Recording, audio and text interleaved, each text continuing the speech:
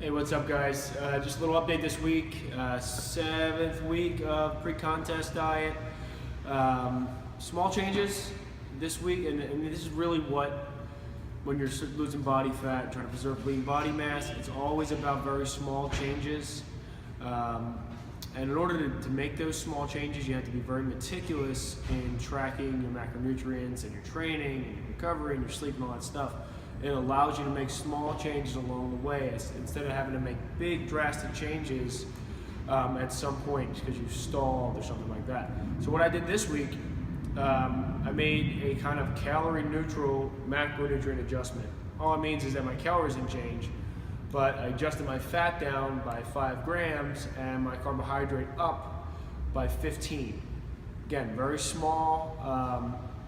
If you're not meticulous with your tracking, you'll never notice a difference in something like that because one day will always be a little different than the other.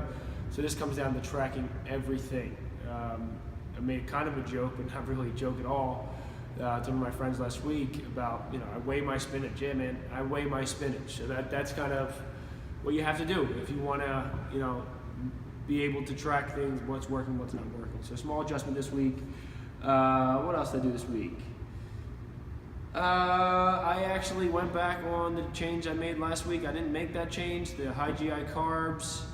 It doesn't look like it's not beneficial. Definitely the kind of science is there, but it doesn't look like it's much more beneficial than taking in like a combination of high glycemic index carbs and just regular high glycemic carbs. So high and low to high doesn't seem to be that much of a difference.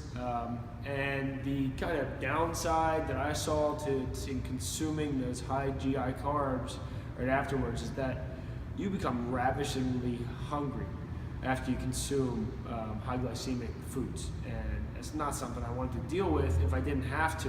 If it was going to be beneficial, I would have dealt with it. No big deal. When you're working towards something, discomfort is kind of part of the process, whatever it is. But it doesn't look like it's really worth it, and there's not going to be an added benefit. So I'll stick with kind of my oatmeal post-workout for now, and then probably go with like a dry cereal that has a little bit higher of a sugar content, Honey Nut Cheerios or Cinnamon Checks or something like that. So something that has complex and kind of faster out to carbohydrate. That's about it, other than I made a small change to my supplementation. I pretty much increased my branched amino acids, the core ABC, by 100%. So I'm taking 2 scoops before training, 2 scoops either during training or right after. Sometimes it's tough, especially doing a CrossFit workout, to take it during a workout. That's where that supplement really shines, though, the intra-workout stuff.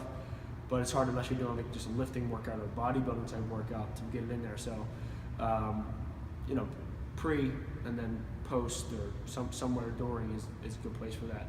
And I'll increase that as I go along. The lower my calories get, the more important a supplement like Core ABC is going to become, just for its anti-catabolic and anabolic properties. So that's it for this week. There's pictures next week, week 7, week 8. So yeah, pictures next week. So see you next week.